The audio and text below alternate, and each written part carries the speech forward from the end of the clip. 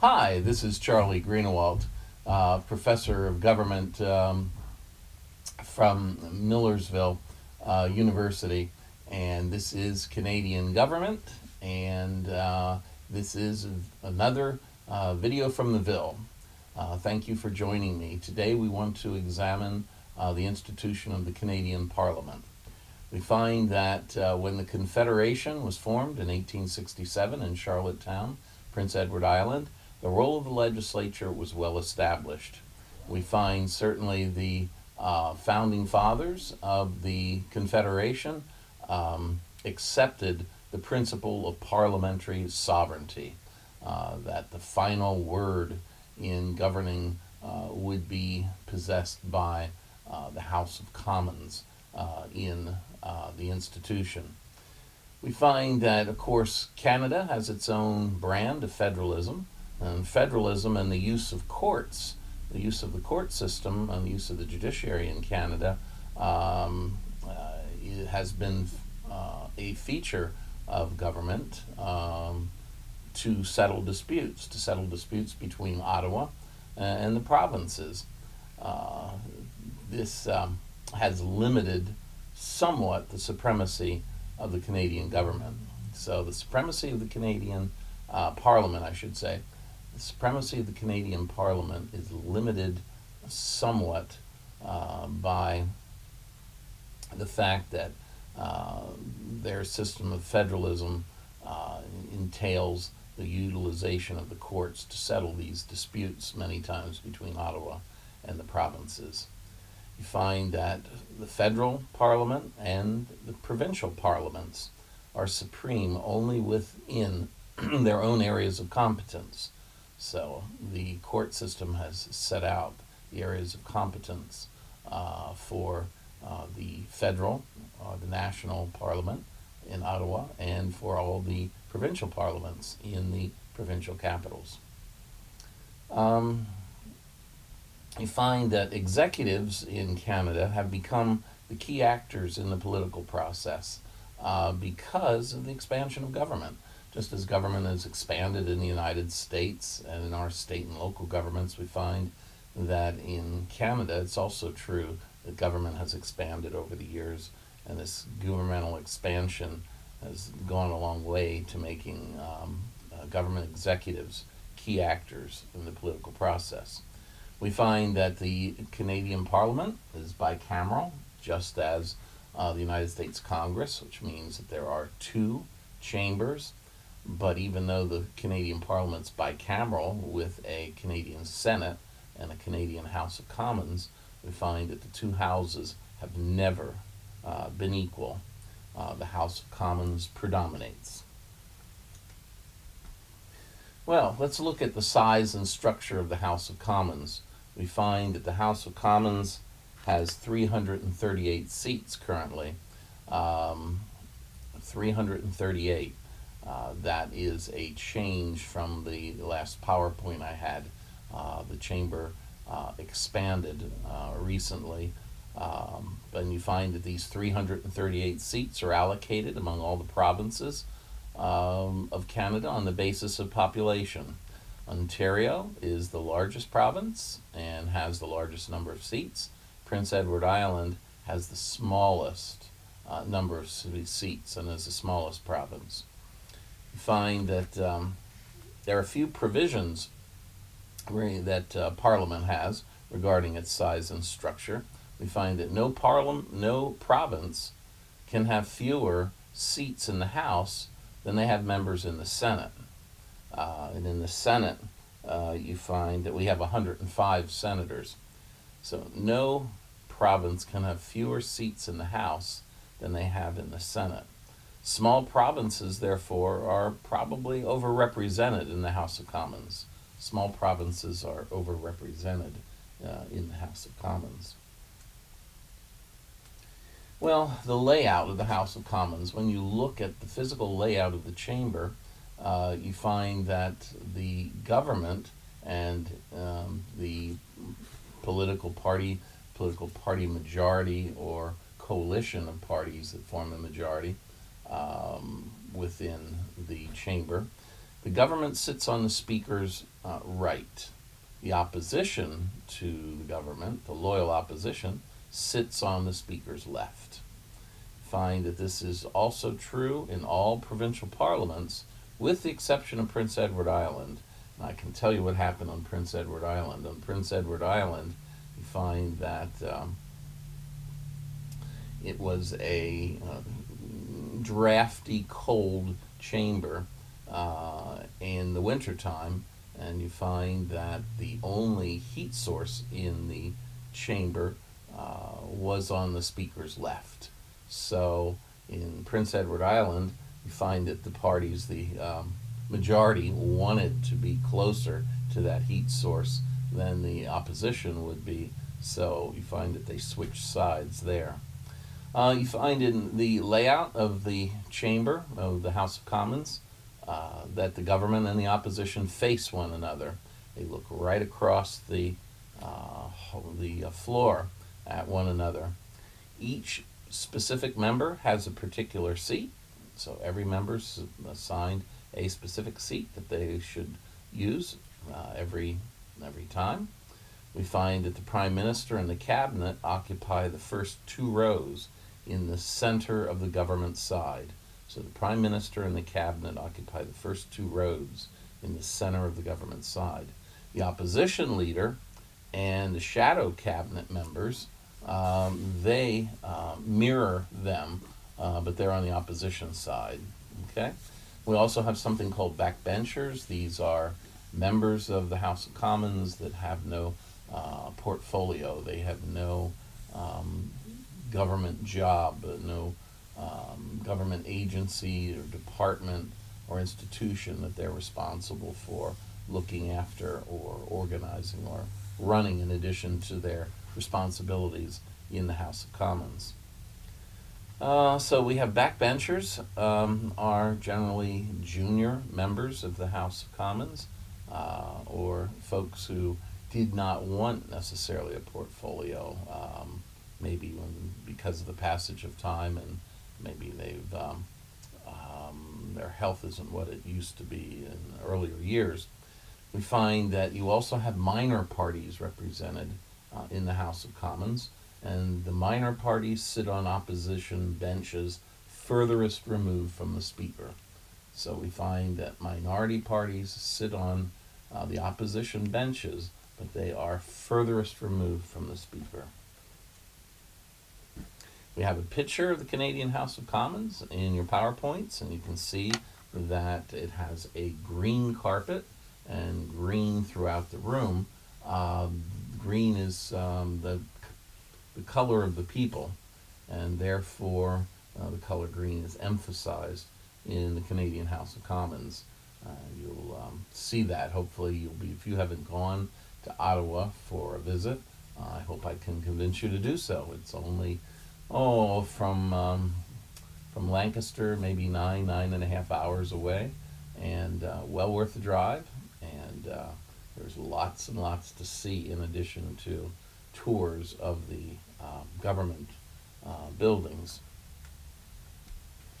Well, the House of Commons is led by a Speaker. The Speaker is nominated by the Prime Minister and was elected by the House of Commons up until 1986. Now the House of Commons elects its own officers. You find that what is the job of the Speaker? Well, the job of the Speaker is to ensure the smooth and the fair functioning of the lower house, of the House of Commons, to ensure the smooth and fair functioning of the House of Commons. You find that the Speaker decides who gets to speak on the floor, so Speaker selection on the floor. You find that the Speaker enforces the rules of Commons. The Speaker rules on questions of procedure, and the Speaker tries to be impartial. So the Speaker selects who gets to talk on the floor. The Speaker enforces the rules of the Commons. The Speaker rules on questions of procedure, and the Speaker tries to be impartial. We find who's normally chosen to be Speaker of the House of Commons. Well, you're generally choosing someone who is a member of the government party. So in this case, the Liberal Party is controlling, um, barely controls the Canadian Parliament. So you find that the Speaker is generally a member of the same party. So is a member of the government. It is an individual who just missed being chosen for the cabinet, someone who is quite well respected and someone who's experienced. And that goes into the third point. You want to have a speaker who is experienced and who is well respected. You want to have a speaker, number 4, who's bilingual, who can speak both French and English very fluently without any trouble at all. And you find that the choice of the speaker alternates between those with English or French as their mother tongue. So if you have Jean Chrétien as prime minister and his mother tongue is French, then you want your next, well, in this case, speaker, and as opposed to prime minister, but speaker to be one in which English would be the mother tongue and alternate back and forth, at least for the job of the speaker. Okay? Well, in addition to the speaker, there's a deputy speaker, and the deputy speaker replaces the speaker when he or she cannot do the job. The deputy speaker also, in addition to the speaker, has to be bilingual, and the deputy speaker should be the opposite mother tongue from the speaker. So the speaker may have a mother tongue, and the deputy speaker should have a different one. We found up until recently the annual budget to run the House of Commons had hovered around $200 million. That's on the way up, as you can imagine with most things. You find that the opposition party in the situation where we're electing a new speaker, the opposition party will usually second the motion for the person who has been chosen to be speaker.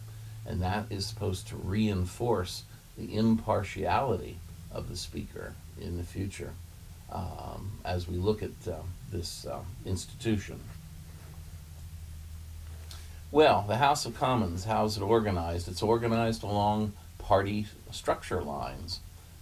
So you have the Conservative Party, you have the Liberal Party, you have the New Democratic Party.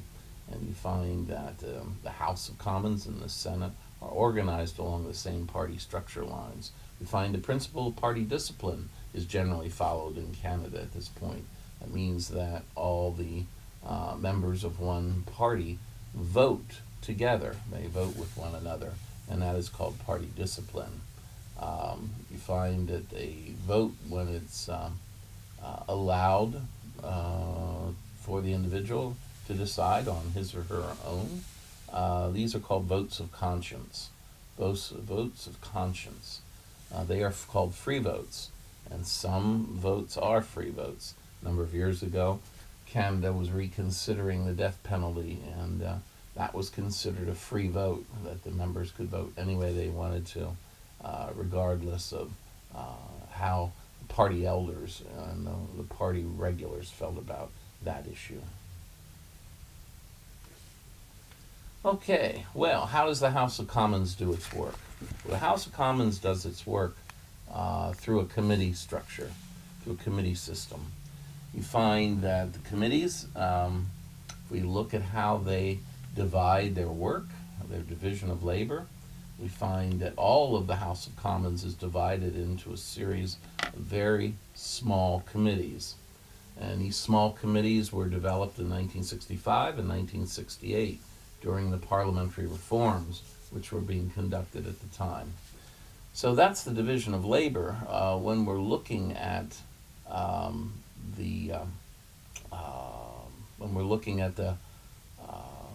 House of Commons again, we're looking at hiring and firing.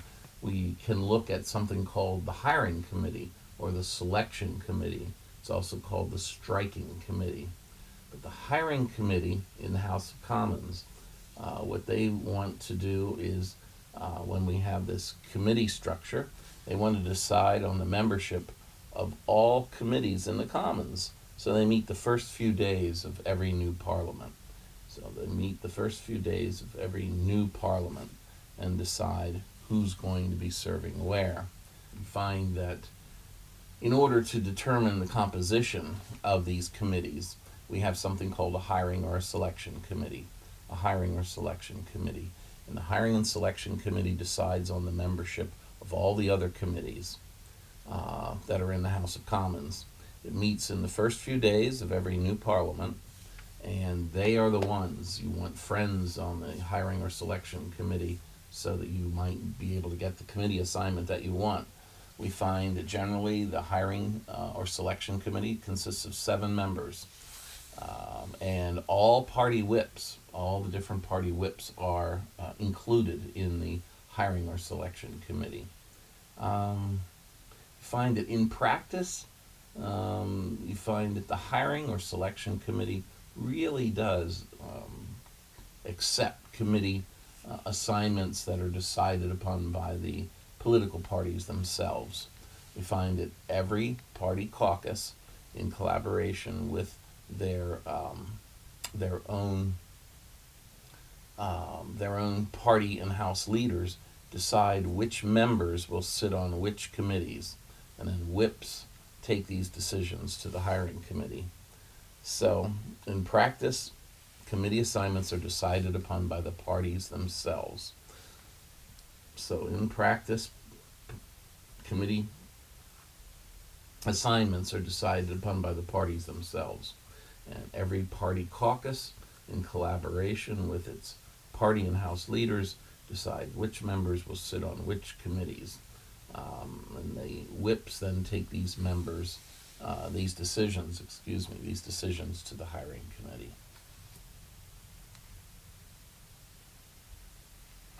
All right, well, we also have something in the House of Commons called standing committees. And of course, we have standing committees here in the state legislatures and in the Congress of the United States. We have standing committees. Well, standing committees are permanent committees in the chambers for the House of Commons and the Senate. We find that these standing committees for the House of Commons, they give clause by clause by clause consideration. They give clause by clause consideration to all the proposed bills that are between the second reading and the third reading. So, we just went from the hiring committee to standing committees.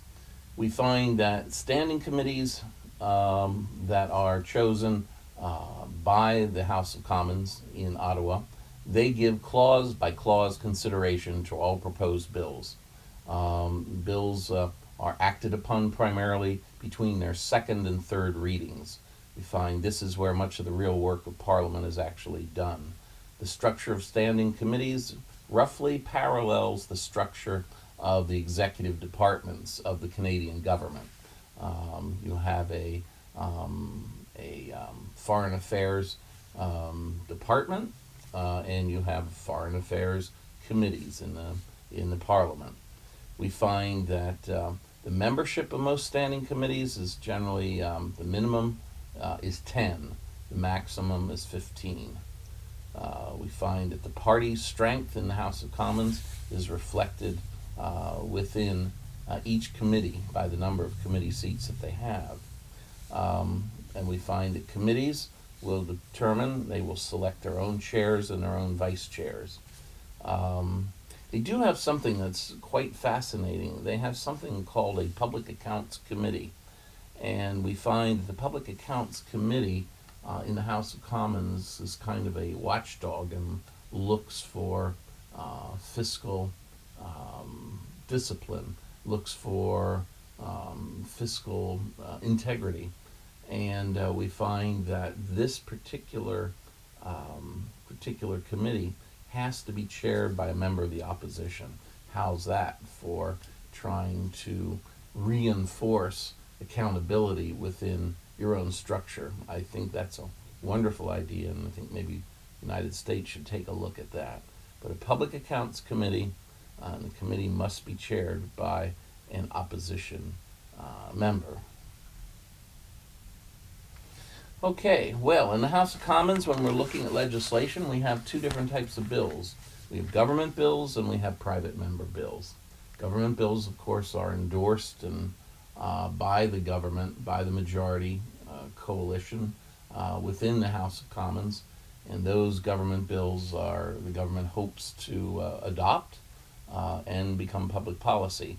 Now we also have private members that have their own bills that they'd like to put into the mix, and they can also pass from time to time in the Commons and the Senate. Now, what are the legislative stages? The legislative stages are labeled there in your PowerPoint for you. I'd recommend that you take a look at it. The legislative stages are the first reading of the bill, the second reading, the third reading, consideration by the other chamber, and then royal assent, where the sovereign will sign off on what has been done in Canada, for example. We find at first readings and third readings, first readings, third readings, and royal assent are really just formalities. The second reading and the committee stages are the most critical in the evaluation and the consideration of legislation. Well, we find how does this work? On the second reading, the bill must be accepted or rejected in full. It does not allow any amendments. Amendments are generally made in the committee stage. We find in the third reading, you generally find that on the third reading that the bill needs full acceptance or it needs full rejection. It needs to be accepted fully or rejected fully for the third reading.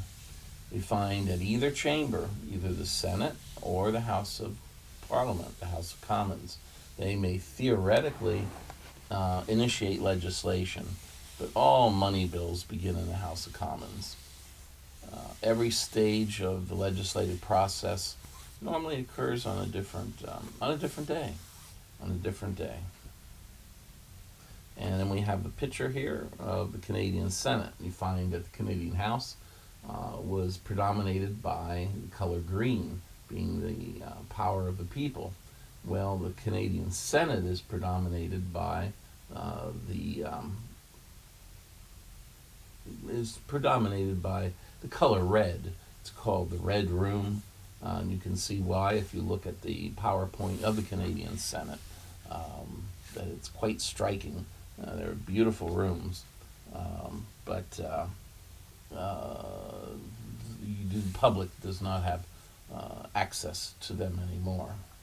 You have to look from above, from the gallery. Well, the Speaker of the Senate is the leader of the Senate, if you will, and you find that right now the Speaker of the Senate is George Furey. George Furey, F-U-R-E-Y, from Newfoundland. The former Speaker of the Senate used to be Peter Harder. And we have a picture of him in the PowerPoints. So there's the color red for the Canadian Senate. Again, we find that there are people that have been calling for many years for the abolition of the Senate, but the imminent demise of the Senate doesn't seem as if it will happen any time in the near future, or even lead to the destruction of the Canadian Parliament. No, probably not going to happen. The upper house of the Senate, the Red Chamber, has neither performed as expected nor adapted to the transformative political landscape of the 20th and 21st centuries. So the upper house, or the Senate of Canada, they haven't really been able to As I said, the Senate has not been able to keep up with the House. Um, so we've had this idea that the two chambers were equal, but the House of Commons has predominated throughout the life of the Canadian Senate, and now there have been calls to rejuvenate the Senate and to make it an equal chamber along with the House, and that's just not been done and isn't going to be done anytime soon. Well, the House of Commons is elected by the people in the various provinces. The Canadian Senate, however, is appointed. So the Commons is elected, the Canadian Senate is appointed. Normally we find that all senators are chosen by the Governor General, or the Governor and Council. So most of the senators are chosen by the Governor in residence. You find that selection these days has also fallen on the Prime Minister. What the Prime Minister does is he consults with others throughout the chamber, the House of Commons, who might be a good member in the Senate, who might be a good a member and be able to help the nation move forward. Well, what are the legal qualifications to serve in the Senate? In the Senate, you have to be 30 years old. You must be a resident of the province that you hope to be representing. We find, thirdly, you have to possess real property. You have to possess real property over and above all debts of $4,000. This monetary requirement for the position of Canadian Senate, this has remained constant since 1867. It disqualifies almost no one today. And you find that in Quebec, things have gone further. In Quebec, the senators have broken the province into 24 people. So you find that in Quebec, again, let me repeat that,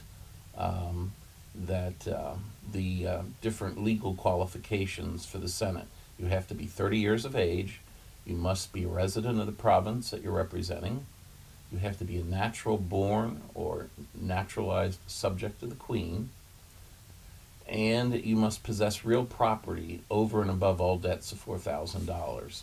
So the legal qualifications, again, to serve in the Senate of Canada, you must be 30 years of age. Most of you would be eliminated from that, not me. You must be a resident of the province that you or he or she is representing. You have to be naturally born or in Canada or a naturalized subject of the Queen. And lastly, you have to possess real property over and above any debt of $4,000. Again, this requirement for $4,000 has been there in the Canadian structure since 1867. Few people are eliminated by that requirement today. In Quebec, you find the whole province is broken up into 24 districts, and you find that for all the senators that are appointed from Quebec, each one of those senators has to represent a district of that particular province. Well, with the Senate having 105 seats, how do they allocate their seats? Well, they give 24 to Ontario, the most populous province. They give 24 to Quebec, of course, trying to maintain that rough parity. They give 24 to the Maritimes. And in the Maritimes, you find that Nova Scotia generally gets 10, New Brunswick gets 10, Prince Edward Island gets 4, Newfoundland gets 6. So this is how that is broken up. So the allocations of the 105 Senate seats: Ontario 24, Quebec 24, the Maritimes 24. The West also has 24 senators. Every province: Saskatchewan, Manitoba, British Columbia, and Alberta, they all possess six senators. So Ontario's 24 seats, Quebec is 24 seats, Maritime is 24 seats, the West is 24 seats, with Saskatchewan, Manitoba, British Columbia, and Alberta all having 6 seats. We also have Yukon has a seat, the Northwest Territories have a seat, and Nunavut, the native Canadian area, they have 1 representative in the Senate as well.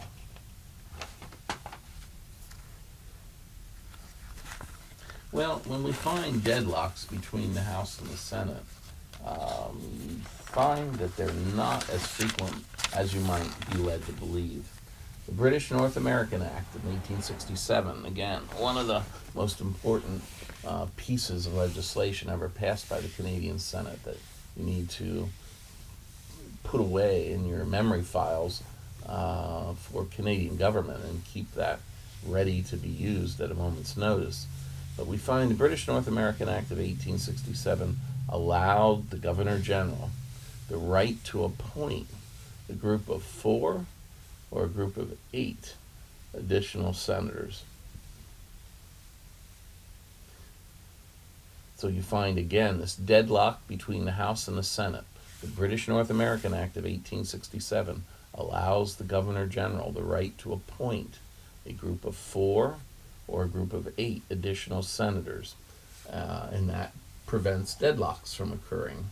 So deadlocks between the House of Commons and the Senate of Canada can be prevented by the British North American Act of 1867, allows the Governor General the right to appoint a group of 4 or a group of 8 senators to deal with one of these impasses.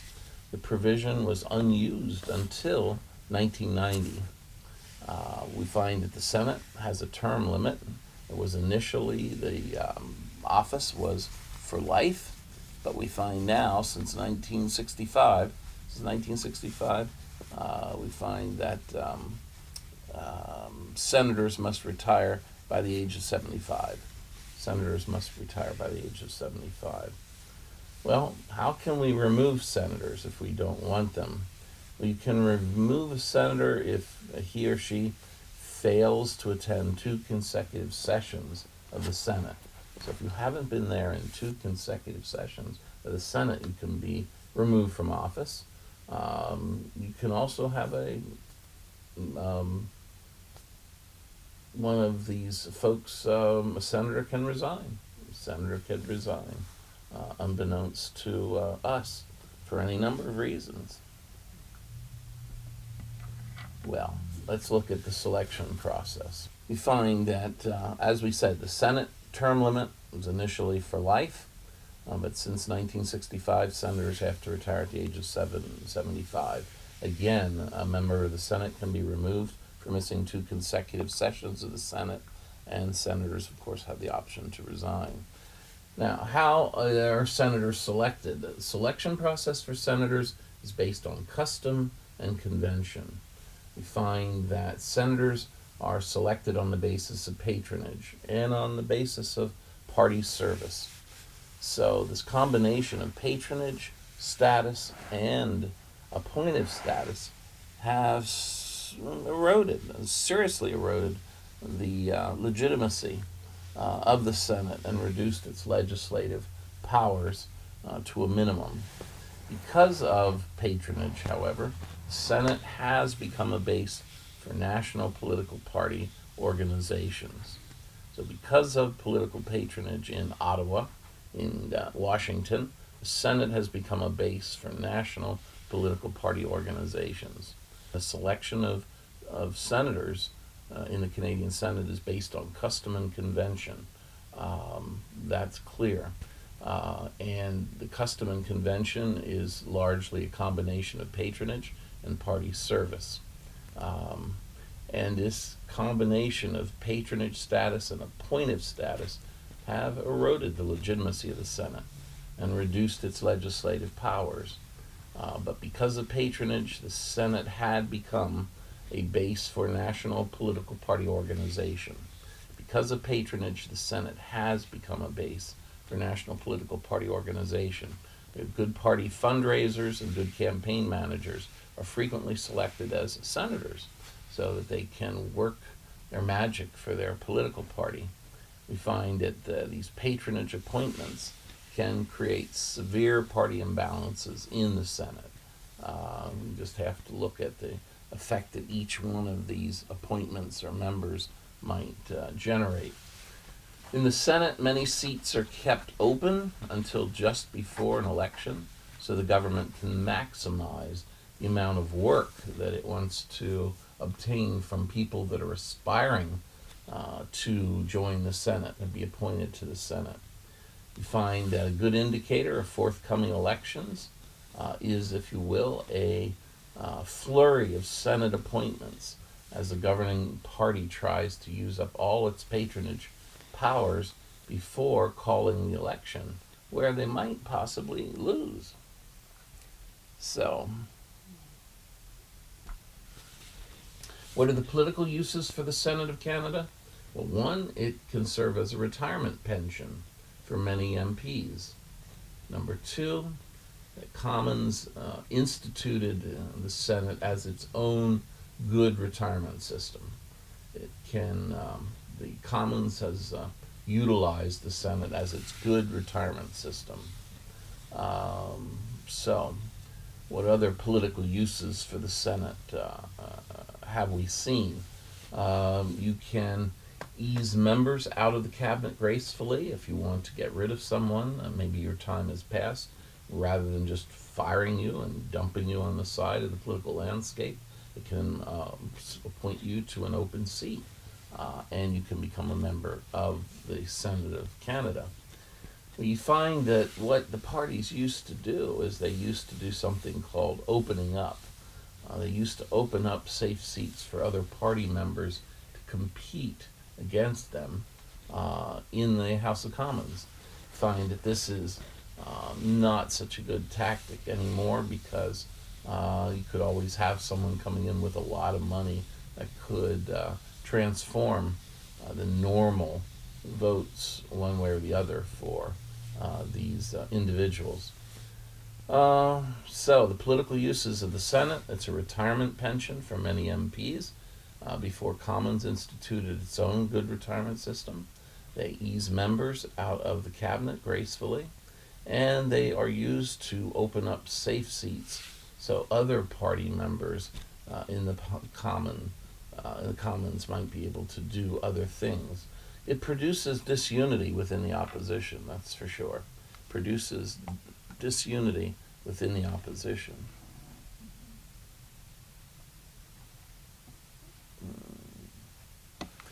Okay, well, what are the functions of the Senate?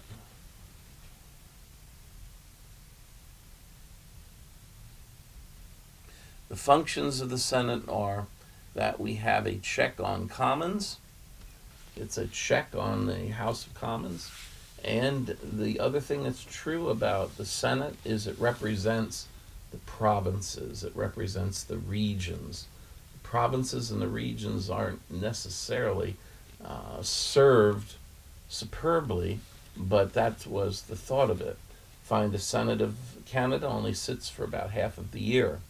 So if these functions of them are not well served, what does the Senate do? Well, it can serve as a tool for party organization and party development. It can have a minor role in revising legislation. It can be involved with the symbolic representation for provinces and for regions. You find that another function of the Senate is through investigations and oversight. And lastly, you can also find in your readings that the Senate of Canada provides regional representation, particularly for the cabinet. Well, lastly, one of the things that we've talked about for years is the reform of the Senate in Canada. We've talked about Triple E, but how many people know what Triple E is? Discovered, much to my surprise, that there were a few members that had taken the class last year. And they'd done very well, but they didn't do well on the Senate portion of the chamber. There is a effort to reform the Senate, and to reform the Senate in Canada and make the chambers more comparable to one another. Senate reform is being championed by something called Triple E. Triple E is elected, equal, and effective. These reformers would like the Senate to be elected, just like the House of Commons. They would like it to be equal to the House of Commons, and they'd like it to be effective, that their legislation would make a difference, and that the House of Commons would have to pay attention to them.